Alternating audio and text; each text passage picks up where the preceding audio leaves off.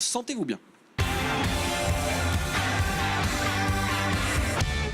D'ailleurs, la bière a de bonnes vertus. Ah oui, voilà. Oui, on a eu la même. Ah ouais. C'est fou. Bah, on est connectés tous les deux. Toi Pas et moi. autant que Coralie et vous, mais. Non. Par contre, pour le petit bidou, oui, il on faut va faire quand attention. même faire des choses.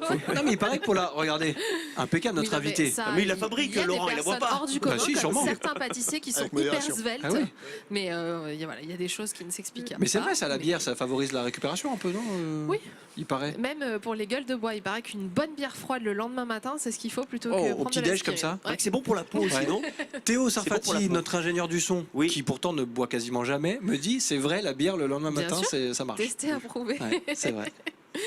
Bon, parlons sport. Parlons sport, allons-y. Donc on parlait effectivement du sport santé qui est déjà sur le devant de la scène dans le domaine de la santé depuis quelques années, mais qui est de plus en plus promu par le corps médical.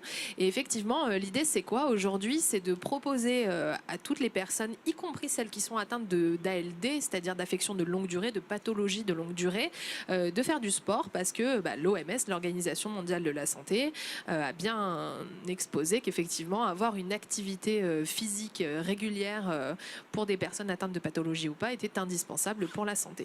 Donc là, on va essayer effectivement avec le sport santé de proposer à des personnes malades d'avoir une activité physique mais qui reste adaptée à leur quotidien et à leur pathologie tout simplement. Alors dans ces pathologies, ces ALD, ces affections de longue durée, on en a une trentaine. On a par exemple le diabète, on a des cancers, on a des pathologies cardiaques, on a même des troubles du comportement.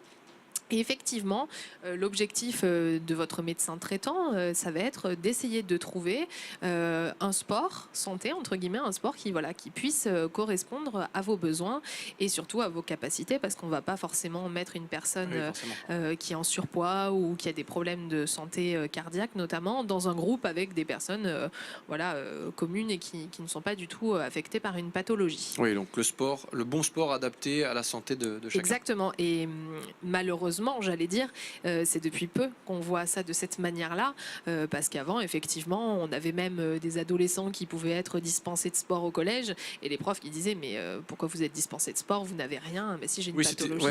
C'était dispensé, c'était vraiment celui qui voulait pas courir et qui c'était perçu comme ça. Donc effectivement, on voit que ça rentre vraiment dans les mœurs pour les plus jeunes comme pour les moins jeunes. Donc on a plusieurs initiatives dans le département des Alpes-Maritimes qui sont assez intéressantes. J'en ai relevé deux en particulier. Alors on a d'abord des acteurs, des institutionnels qui se sont réunis et qui ont signé une convention qui s'appelle Ma Santé J'y Tiens. Donc ces acteurs, ils sont trois. On a la Ligue contre le cancer, vraiment le comité du département des Alpes-Maritimes. On a la Mutualité française PACA et on a le comité départemental olympique et sportif. Et ces trois institutionnels ont décidé de s'associer pour participer à des événements qui sont déjà organisés toute l'année dans le département des Alpes-Maritimes pour mutualiser leurs moyens et avoir encore plus des actions de prévention et de conseil autour du sport santé.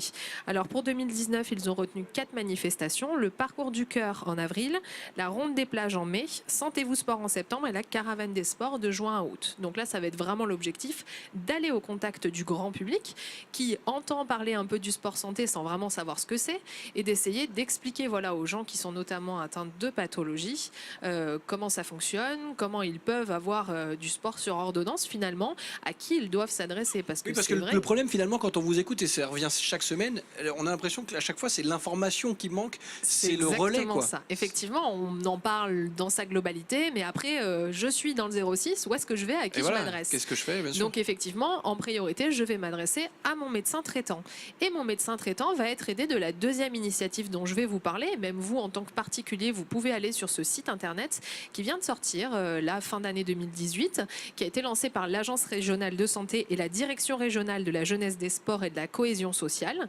Et c'est un site internet en fait qui va vous permettre, avec une vraie cartographie, de repérer les acteurs dans le domaine du sport qui vous proposent des activités adaptées à votre santé. Donc là, à partir d'une carte, tout simplement, vous allez pouvoir voir sur Nice vers qui vous tournez, vers quelle association. Oui, c'est géolocalisé, quoi. Exactement. Et donc ça a un objectif double finalement. Ça va avoir un objectif d'information pour le médecin traitant qui lui aussi va vous prescrire du sport, mais va pas forcément savoir quelle association fait quel sport, etc. Et aussi pour le particulier d'aller voir sur ce site internet, de se renseigner, qu'il soit malade ou pas, hein, c'est ouvert à tous, gratuit, libre d'accès, donc on peut même nous y aller, et effectivement voir vers quel sport se tourner et vers quelle association se tourner. D'accord. Alors il y a des structures bien sûr qui vont s'auto-déclarer sur ce site internet, qui doivent respecter forcément une charte et des critères bien particuliers, hein, pour proposer deux types d'offres, soit des pratiques d'activité physique adaptées et personnalisées, donc là c'est vraiment adressé aux gens atteints de pathologies en particulier dont on a parlé tout à l'heure, soit des pratiques sport, santé, bien-être, donc bien-être comme son nom l'indique, à visée non thérapeutique et qui peuvent être voilà, pour tout public et donc adressées même à des personnes atteintes pas forcément de pathologie mais qui voilà, pendant une période de leur vie, des femmes enceintes par exemple, oui, qui c'est ça, ce que seraient j'allais pendant dire. 9 mois un peu embêtées par le gros ventre mais qui auraient envie quand même de continuer à faire du sport avec des professionnels qui ont de vraies compétences là-dedans. Bravo Coralie Voilà. Bouisset, le sport, la santé, très liés, on le dit régulièrement dans la grande émission et on y revient grâce à vous chaque dimanche. Toutes ces informations et bien plus encore dans les carnets santé, bien sûr la version papier, c'était l'un des dossiers traités récemment par Coralie Bouisset et ses équipes et bien sûr sur le site internet également lescarnetssanté.fr et chaque dimanche dans la grande émission. Coralie, merci et avec beaucoup. plaisir. Merci à Avec vous. plaisir.